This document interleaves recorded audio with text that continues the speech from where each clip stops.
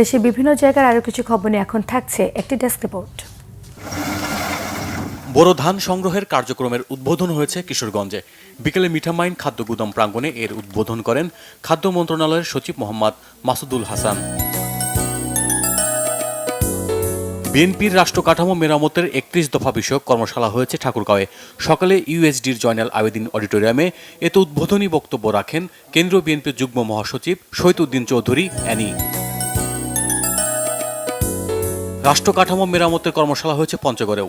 পৌরসভা চত্বরে এতে উপস্থিত ছিলেন বিএনপির ভারপ্রাপ্ত চেয়ারম্যান তারেক রহমানের উপদেষ্টা ডক্টর মাহাদি আমিন। বিএনপির কর্মী সভা হয়েছে কেরানীগঞ্জেও। চুনকুটিয়ায় একটি কমিউনিটি সেন্টারে এতে প্রধান অতিথি হিসেবে বক্তব্য রাখেন ঢাকা জেলা বিএনপির সাধারণ সম্পাদক অ্যাডভোকেট নিপুণ রায় চৌধুরী। বরিশালে ইসলামী আন্দোলনের সিনিয়র নায়েবে আমির মুফতি সৈয়দ মোহাম্মদ ফয়জুল করিমকে সিটি কর্পোরেশনের মেয়র ঘোষণার দাবিতে করা মামলার রায় ঘোষণার তারিখ পিছিয়েছে আদালত। এতে ক্ষুব্ধ হয়ে পুলিশি বাধা উপেক্ষা করে কোর্ট চত্বরে প্রবেশ করে বিভিন্ন স্লোগান দেয় চরমনাইপন্থীরা। ডিপ্লোমা নার্সদের কোর্স ডিগ্রি হিসেবে স্বীকৃতি দেওয়ার দাবিতে বিক্ষোভ সমাবেশ ও মানববন্ধন হয়েছে ঝিনাইদহে। সকালে সদর হাসপাতালের সামনে কর্মসূচি পালন করে ডিপ্লোমা স্টুডেন্ট নার্সেস ইউনিয়ন জেলা শাখা।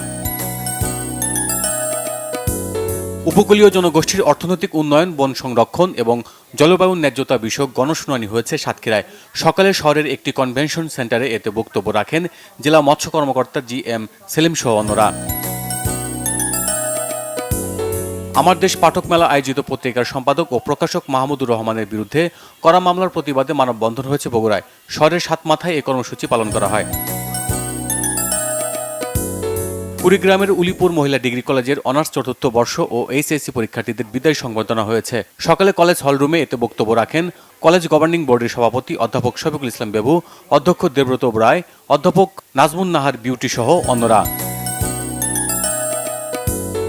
নওগাঁয় গবেষক মোস্তফা আল মেহমুদ রাসেল রচিত রূপশ্রী অপেরা গ্রন্থের মোড়ক উন্মোচিত হয়েছে।